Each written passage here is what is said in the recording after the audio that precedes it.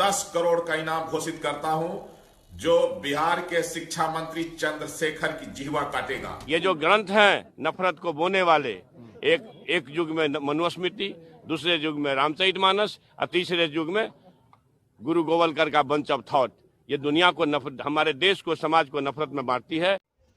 नमस्कार दोस्तों, मैं हूं मनीष कुमार। दोस्तों, आप सभी लोग को बताना चाहता हूं कि बिहार के शिक्षा मंत्री जिनका नाम है चंद्रशेखर जी, आप सभी को बताना चाहता हूं कि उन्होंने कहा है कि देश जो है नफरत से नहीं मोहब्बत से चलेगा। और इसके साथ साथ आपको बता दूं कि गीता, कुरान को लेकर और गीता को लेकर उन्होंने तमाम तरीके से उन्होंने बोला है कि उसमें दलितों को अधिकार नहीं दिया गया है और दलितों को उसमें नीच दिखाया गया है, जो कि आपको बता दूं कि बिल्कुल ये सही है। मनुस्मृति में भी यही चीज़ें लिखा गया है। लेकिन आपको बताना चाहता हूँ कि एक महंत दास हैं, ये हर किसी को, किसी का ये सर काट के लाने के लिए कहते हैं और किसी का जुबान काटने की बात करते हैं। आपको बता दूं कि ऐसे चूतियों की जेल नहीं है हमारे देश में।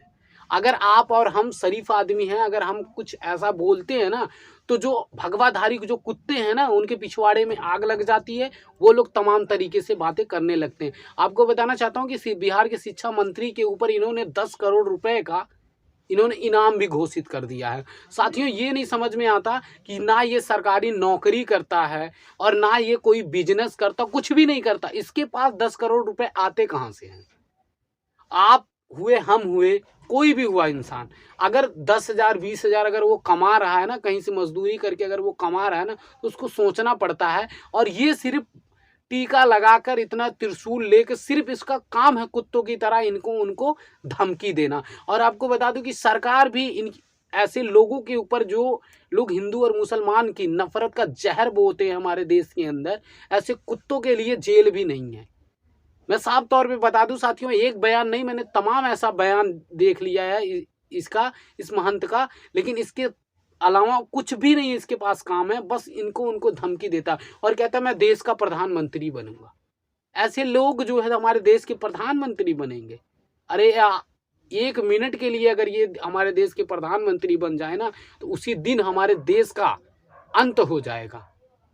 क्योंकि आपको बता दूं कि ऐसे लोगों को तो पागल खाने में डाल देना चाहिए, ऐसे बाबाओं को जिनको कुछ भी नहीं पता है, सिर्फ इनको धमकी दे दिए, उनको धमकी दी। अरे चाहे हमारे देश में हिंदू हो, चाहे मुसलमान हो, चाहे ईसाई हो, हर कोई इंसान ही पैदा होता है। और जब वो इंसान, पहले कोई भी हुआ, पहले इंसान पैदा होता है, इंसान के बाद वो जाति और धर्म में बढ़ता है। लेकिन जो पढ़े लिखे लोग हैं ना, वो इस देश के अंदर जाति और धर्म को नहीं मानते, वो सिर्फ इंसान को मानते हैं। और आपको बता दूं कि हर किसी इंसान को यही सोचना चाहिए, सबसे पहले हम इंसान हैं, फिर हम किसी जाति और किसी धर्म से हैं। अगर आप और हम कहीं पे अगर हम जाते होते हैं, अगर वहाँ पर किसी का एक्सीडेंट हो जाता है, कोई गिर जाता है, किसी की अगर अचानक से तबीयत खराब हो जाती है, तो पहले हम उसकी जात नहीं पूछते हैं कि आप किस जात के हो।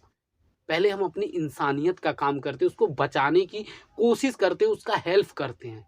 उसको बोला जाता है इंसानियत। हम जाति नहीं पूछते हैं। ये जाति अनपढ़, गंवार, जाहिल, जो गौमूत्र और गाय का गोबर खाए हुए लोग हैं, वो लोग जो है इस जातियों को फैला के रखे हैं। ऐसे कुत्ते जो बाबा हैं हमारे देश में, इनके लिए जेल नहीं है। लेकिन अगर आप जो है पढ़े लिखे हो, आपके पिताजी ने खेत बेचकर आपको पढ़ाया है और आप अपने नौकरी के लिए आप जाके अगर मांग करते हो, तो हमारे देश की जो प्रशासन है आपको लाठी भी मारेगी, उसके साथ साथ आपको ऊपर मुकदमा भी लगाएगी, उसके साथ साथ आपको जेल में भी डाल देगी। आपका पूरा जीवन बर्बाद हो जाएगा। लेकिन ऐसे लोग जो है